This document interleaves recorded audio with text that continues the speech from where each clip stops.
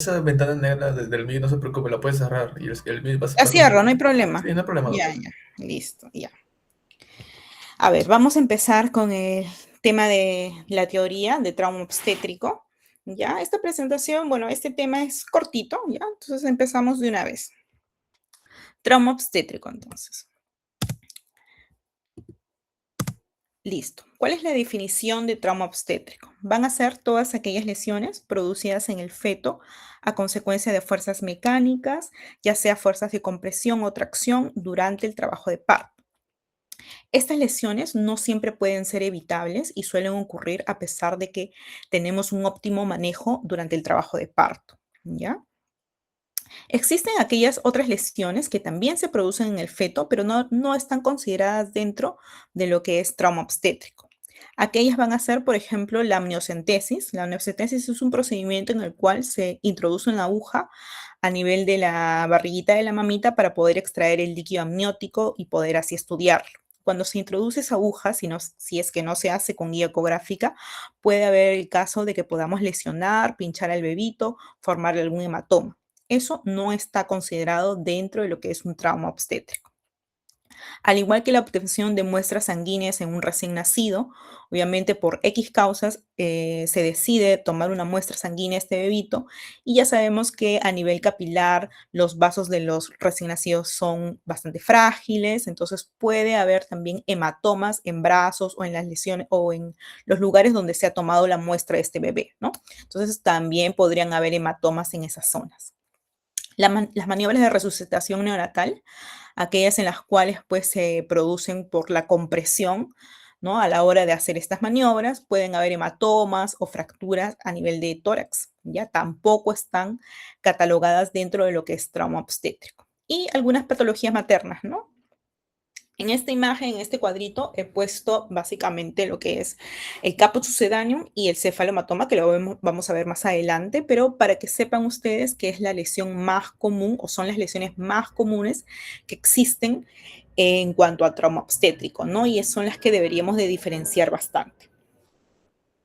Bien, en cuanto a la incidencia y los factores de riesgo de traumatismo obstétrico. Básicamente la incidencia depende del tipo de lesión, ¿ya? Y bueno, se dice que se da entre un 2 a 7 de cada 1000 nacidos vivos, ¿ya? Los factores de riesgo tenemos tres importantes, que son los factores maternos, los factores fetales y los factores durante el trabajo de parto. En cuanto a los factores maternos, tenemos de cabeza la primiparidad, mamitas primerizas que nunca han tenido partos, que no saben pujar, no llevan un buen manejo del trabajo de parto, del dolor y por ende pues terminan haciendo distocias. Mamitas que tienen talla baja, consideramos talla baja, mujeres por debajo de 1,45 m.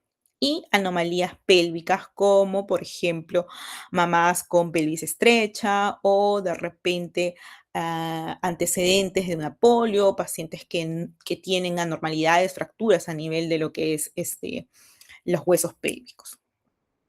En cuanto a los factores fetales de cabeza, tenemos lo que es la macrosomía fetal, ¿no? Bebitos por encima de 4 kilos son bebitos que tienen mucho más riesgo de generar o de tener traumatismos obstétricos, ¿no?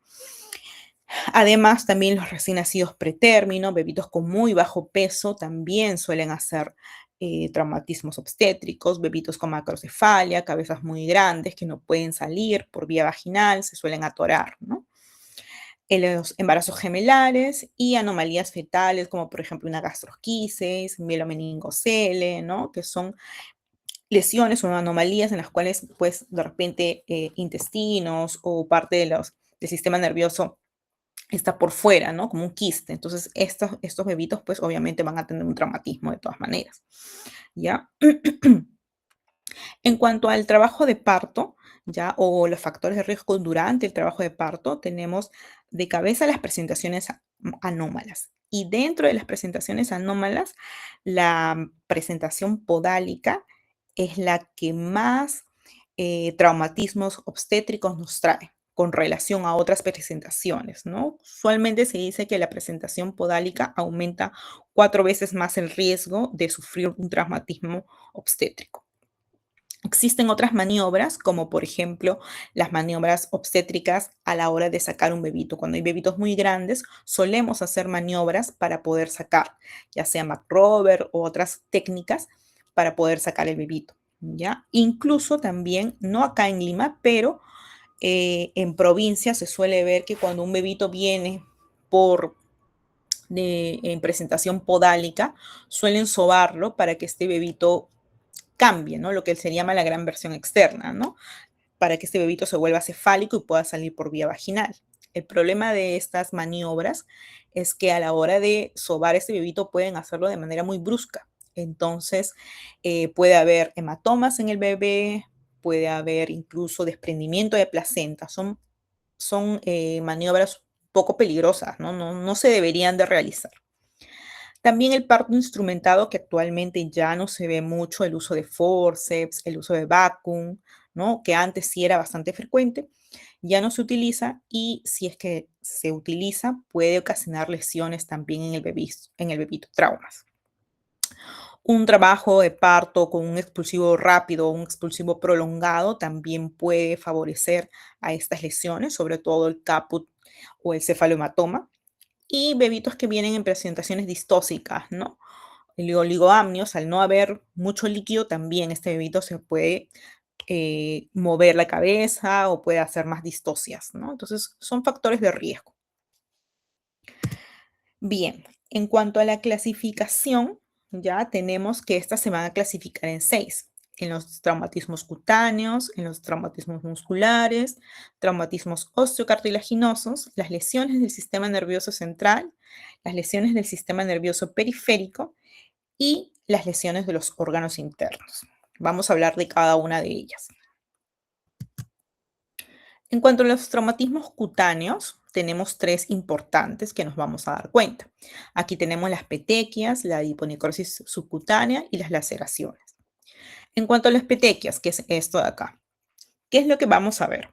Vamos a ver pequeños hematomas que van a aparecer en el bebé y van a ser causadas básicamente por un aumento brusco de la presión intratorácica y venosa durante el paso de este bebé por el canal de parto, ¿ya?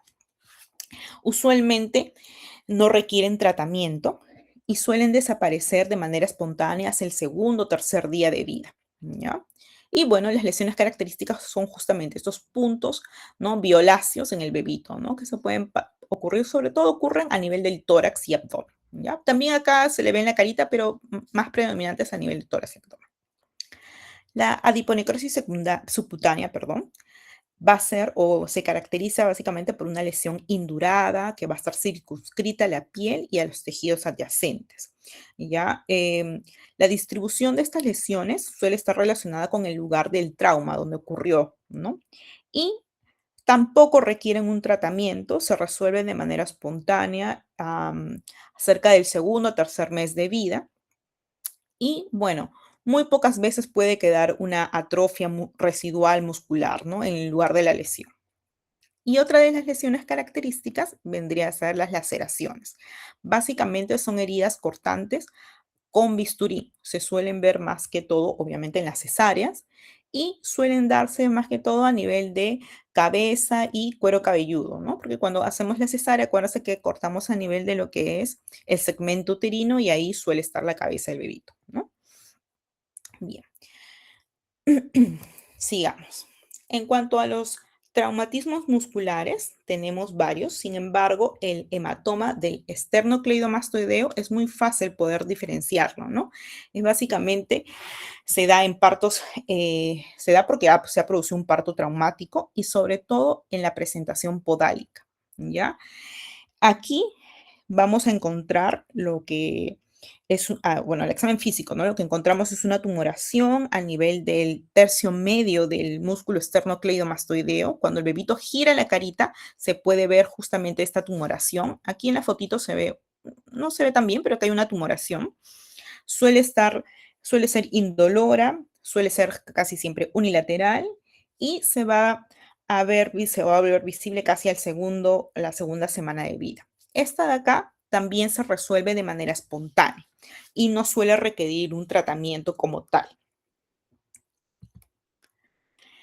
Vamos ahora a los traumatismos osteocartilaginosos. Aquí básicamente tenemos los dos más importantes, que es el cefalohematoma y el caput sucedáneo.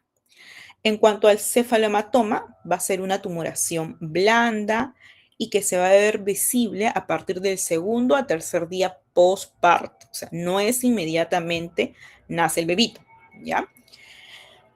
Em, Su origen básicamente es una extravasación de la sangre superióstica y su localización más frecuente va a ser a nivel del parietal derecho.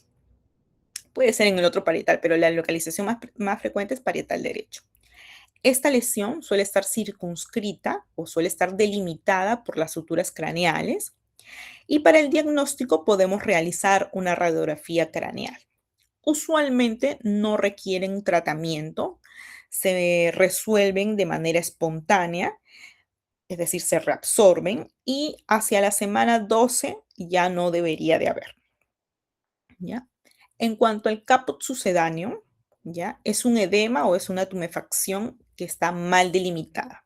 Aquí, como les dije, en el cefalohematoma, acuérdense, está circunscrita por las suturas craneales, a diferencia del caput sucedáneo, que está mal delimitada, es decir, no respeta las suturas craneales.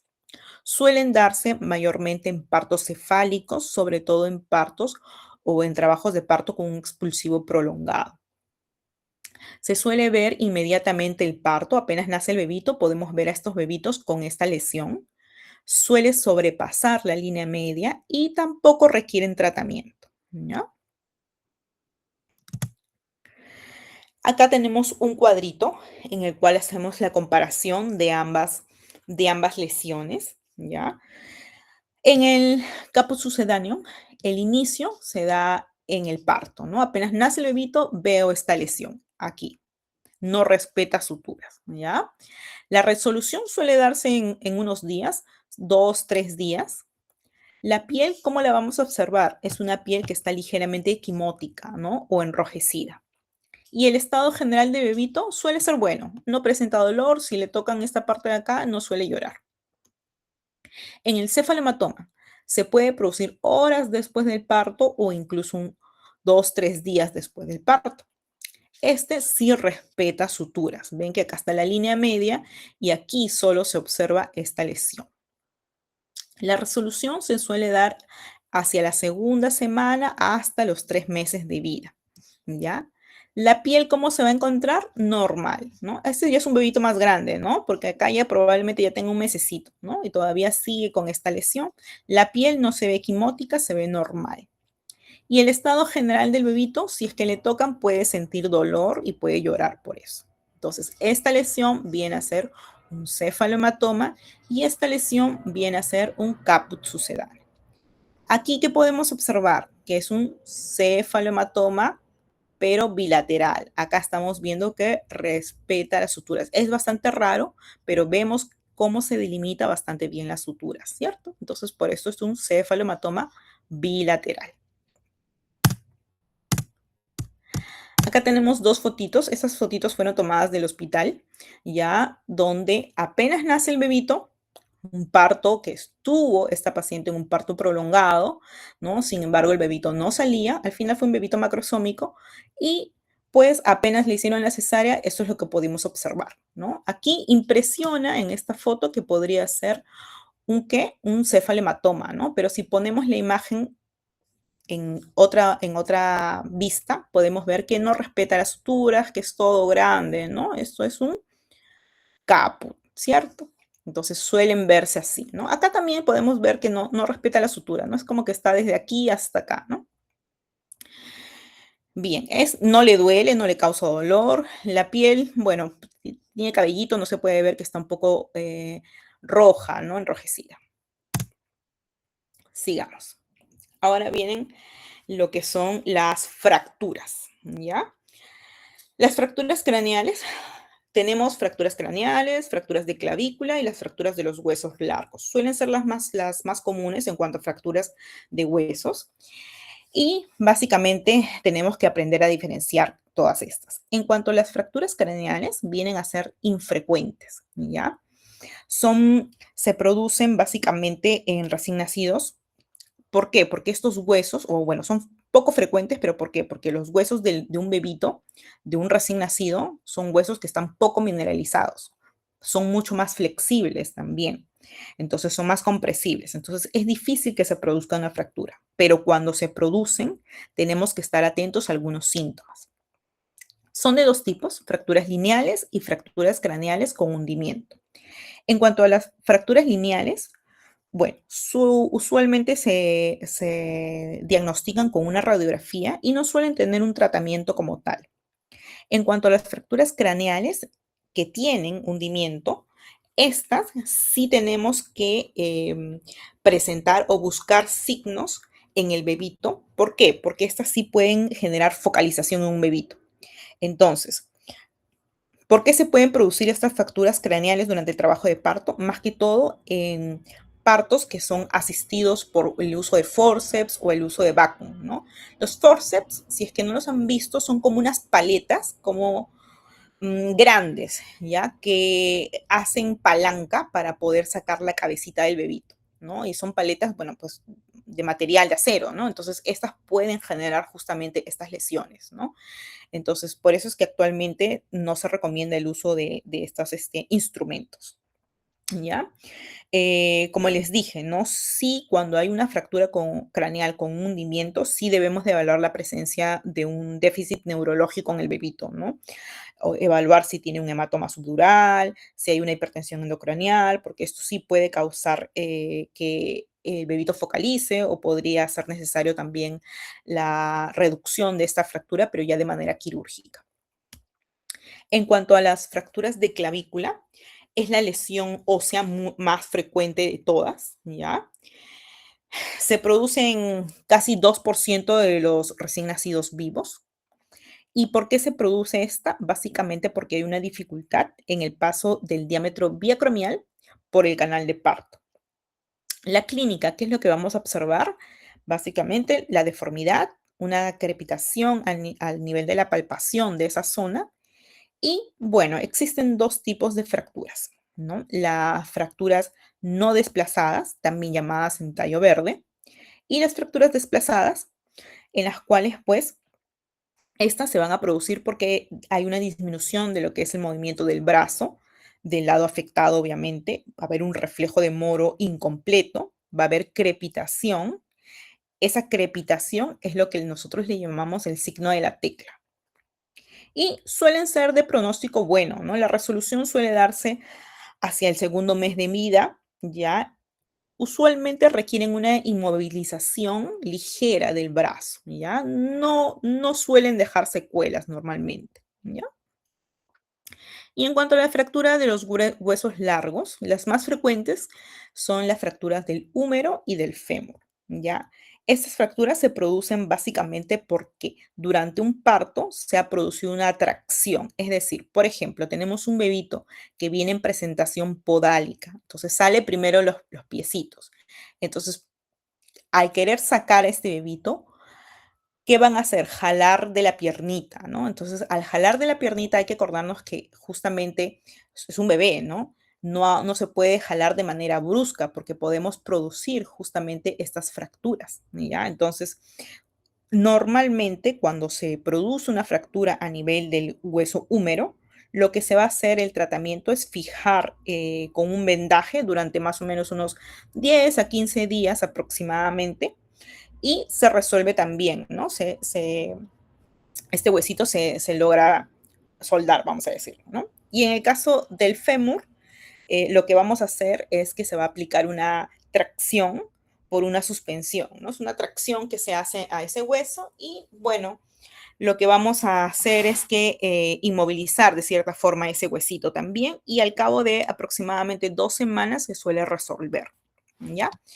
Más frecuente en la fractura de huesos largos en partos distóxicos con presentación podálica, ¿ya? Sobre todo presentación podálica, acuérdense de eso. Bien, sigamos con las lesiones del sistema nervioso central. Aquí sí tenemos que tener bastante en cuenta que las lesiones del sistema nervioso central, nosotros tenemos que evaluar bien al bebito, porque algunas de estas sí pueden dejar secuelas severas o graves en un bebito, ¿ya? Tenemos básicamente lo que son la hemorragia subdural, la hemorragia subaranoidea, la hemorragia periventricular, la hemorragia cerebelosa y las lesiones medulares, ¿ya? Bien, empezamos entonces. Entonces, en lo que es la hemorragia subdural, la menos frecuente de todas, pero va a ocurrir en las pacientes, o suele ocurrir, mejor dicho, en pacientes con partos precipitados, en primíparas, en pacientes en las cuales se usó un forceps, en bebitos grandes, macrosómicos, por encima de 4 kilos, ¿ya? La localización suele ser sobre los hemisferios cerebrales y en la fosa posterior. El tratamiento básicamente es un drenaje quirúrgico para poder evitar que una hidrocefalia comunicante. La hidrocefalia comunicante más adelante podría dar signos de focalidad neurológica en ese bebito que pueden ser permanente y reversible, ¿no? Y el bebito tendría ya quedaría con secuela, ¿no? Afortunadamente, de todas ellas es la menos frecuente.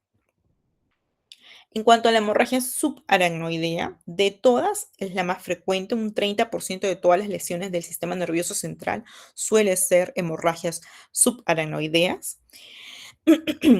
Usualmente es secundaria a situaciones de hipoxia por un mecanismo venoso. Generalmente suele ser silente y se diagnostica por ecografía cerebral, ¿ya?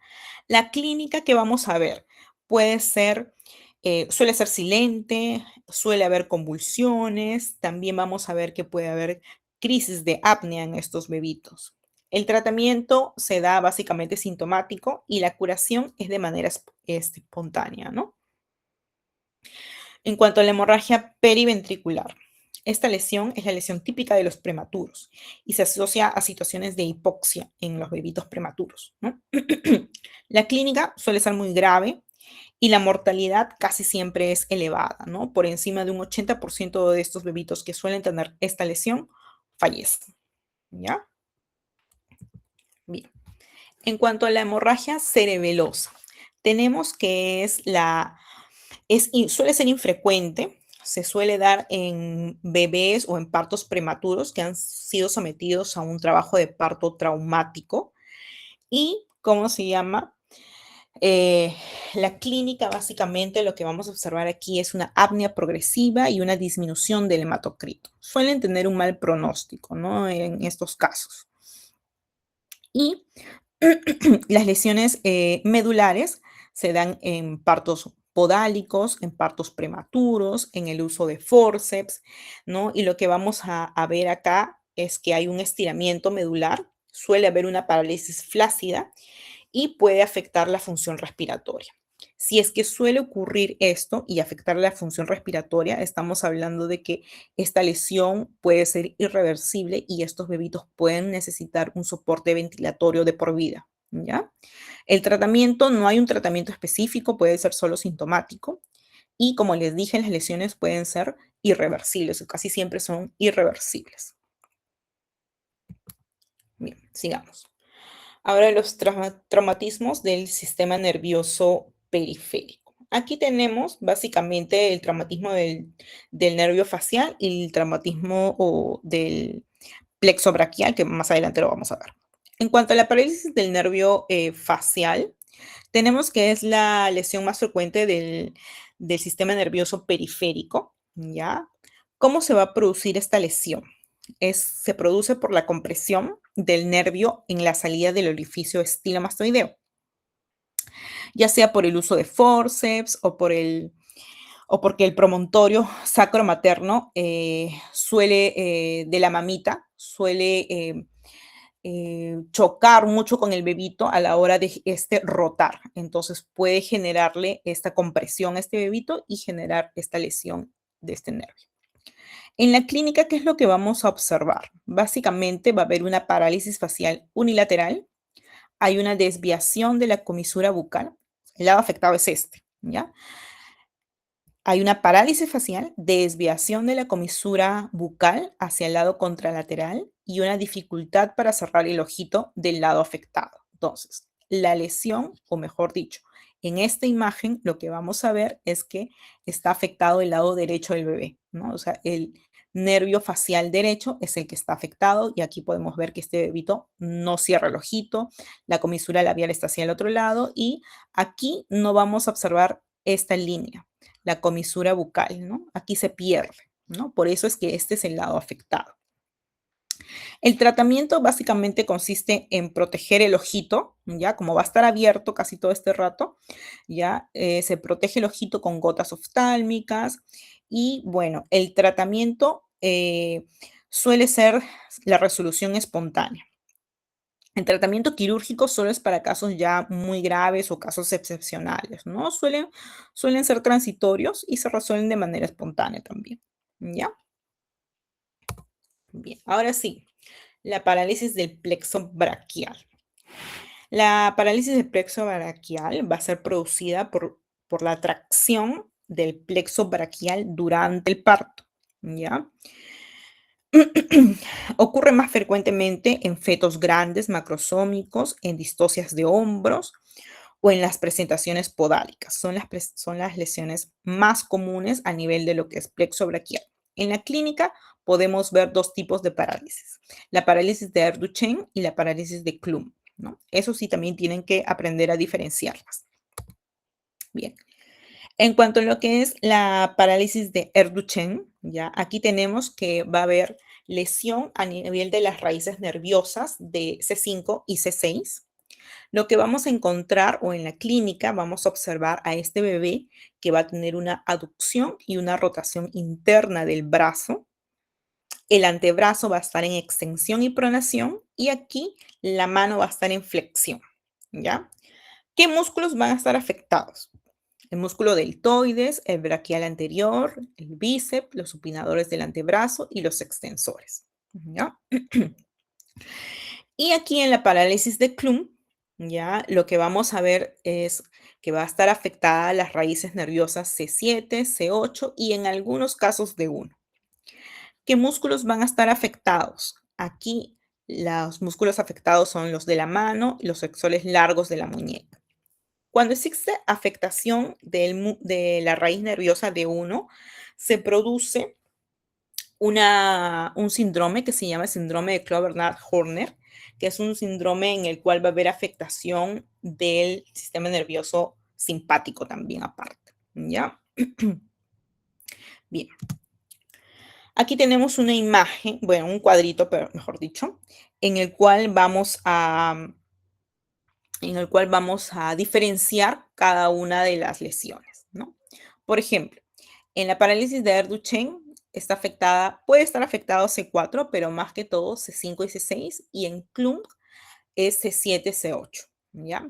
La clínica, ya le dije, el brazo en aducción, rotación interna, ahí hay un signo característico que es el signo de la propina del camarero, que ven acá la manito que está como escondida, ¿no? Y en la parálisis de Klum va a haber una mano caída o el besamanos, ¿no? Aquí está esta forma característica que pone el bebito. ¿Cómo va a estar el reflejo de Moro en estas parálisis? Suele ser en la parálisis de Erduchen, suele ser asimétrico o no estar presente, a diferencia de la parálisis de Klum, que sí está presente. ¿Ya? En la presión palmar, el reflejo de presión palmar en el recién nacido. En la parálisis de Erduchen sí está presente y acá lo pueden ver que está la manito cerrada, ¿no? Y en la parálisis de Klunk no está presente, ven cómo está esta manito casi extendida, ¿no? No está cerrada su manito, ¿ya? Y básicamente cuando hay asociación de C4 en la parálisis de Erduchen, puede haber una parálisis frénica, es decir, puede estar afectado el músculo diafragmático, ¿no? Y este bebito puede tener otras sintomatologías como apnea, ¿no? Incluso dificultad respiratoria. Y cuando está asociado con T1, ya estamos hablando de otro síndrome, que es el síndrome de Clobernard-Horner. Bien, vamos a continuar. Ahora viene lo que es la parálisis del diafragma. Básicamente en la parálisis del diafragma se da porque hay un compromiso, hay lesión del nervio frénico, ¿ya? Y las raíces nerviosas afectadas suelen ser C3, C4 y C5. ¿Qué es lo que vamos a encontrar en este recién nacido? ¿Ya?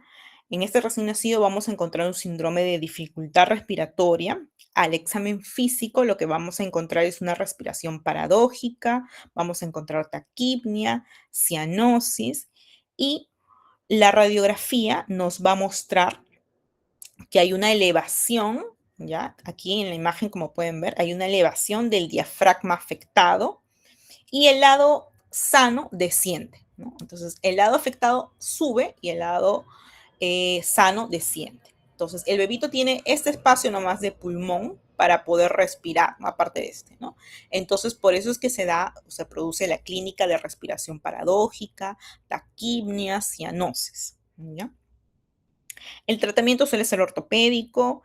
El 50% de todos estos casos evoluciona con una recuperación completa hacia más o menos el tercer mes de vida aproximadamente, ¿ya? Bien. Ahora tenemos las lesiones de los órganos internos. Básicamente tenemos tres: las lesiones de hígado, la hemorragia suprarrenal y las lesiones oculares. En cuanto a lo que es la rotura de hígado, ¿ya? De todas las lesiones es una de las más frecuentes, ¿ya? Se caracteriza básicamente porque podemos encontrar ictericia, letargia, anemia. La anemia solo es en caso de que haya compromiso de la cápsula del hígado, ¿no? Compromiso capsular, ¿ya? Podemos encontrar también a veces hematomas a nivel subcapsular del hígado y también eso produce la anemia. El tratamiento básicamente es una laparotomía exploratoria, ¿no? Para poder ver y visualizar y dar tratamiento a estas lesiones si es que las hubiera. Puede existir esta rotura de hígado, puede estar también asociada a una rotura esplénica y la sintomatología va a ser la misma, igual, ictericia, letargia o anemia, ¿ya? La resolución, como les dije, es quirúrgica, la aparatomía exploratoria. En cuanto a lo que es la hemorragia suprarrenal, básicamente suele darse en fetos macrosómicos, en recién nacidos grandes. 90% de todos estos casos suelen ser unilaterales y se manifiesta básicamente porque hay una aparición de una masa a nivel de lo que es la fosa renal, ¿ya? También podemos encontrar en estos niñitos que hay anemia, hiperbilirrubinemia prolongada y suelen aparecer calcificaciones entre la segunda y tercera semana de vida, ¿ya? El diagnóstico básicamente es con una ecografía, ¿ya? Y usualmente el diagnóstico también suele ser retrospectivo. ¿A qué me refiero con esto? Es que se hace porque de repente se le realizó a este bebito una radiografía, mejor dicho, una ecografía por otra causa. Y a la hora de realizar la ecografía se observa a nivel de glándulas suprarrenales calcificaciones. Entonces nos quiere decir que este bebito ha tenido una hemorragia suprarrenal, ¿no? El diagnóstico, bueno, básicamente es conservador. Solo en caso de anemia, ¿no? Se puede hacer transfusiones, nada más. Pero básicamente es conservador, expectante, nada más. Y en cuanto a las lesiones oculares, vienen a ser las hemorragias subconjuntivales, las más frecuentes. No suelen requerir tratamiento tampoco, ¿ya? Y existen otras lesiones aparte, como por ejemplo las hemorragias retinianas, que son mucho más raras y también se suelen dar en partos normales. Estas sí deben de ser vigiladas porque pueden poner en riesgo lo que es la agudeza visual del bebé, ¿no? También hay otras alteraciones como por ejemplo el lipema o la hemorragia del vítreo, que son mucho más raras y esas sí requieren tratamiento quirúrgico. A diferencia de estas lesiones subconjuntivales, que el tratamiento, o mejor dicho, la resolución es de manera espontánea y el tratamiento es observación nada más, ¿no? En algunos casos se podría dar algunas gotas oftálmicas si es que este bebé pues presenta alguna molestia, pero si no, básicamente es o manejo conservador. Bien, entonces, esta es la presentación del trauma obstétrico. Hay que enfocarnos básicamente en lo que es la parálisis de Erduchem y de Klum y en lo que es cefalomatoma y caput sucedáneo. Es lo principal que ustedes se tienen que llevar. Hay muchas lesiones, pero esas son las principales porque son las más frecuentes y esas son las que deberíamos de aprender a diferenciarlas. ¿Ya? Voy a entregar, o mejor dicho, voy a pasarle la presentación a su compañera para que se las pueda entregar. ¿Alguno tiene alguna pregunta, alguna duda? ¿Está claro? Todo claro, doctora. Ya está. Entonces, Nelly, te paso las diapositivas a tu WhatsApp, ¿ya? Para que les puedas compartir a todos tus compañeros. Sí, doctora, gracias. Ya, listo.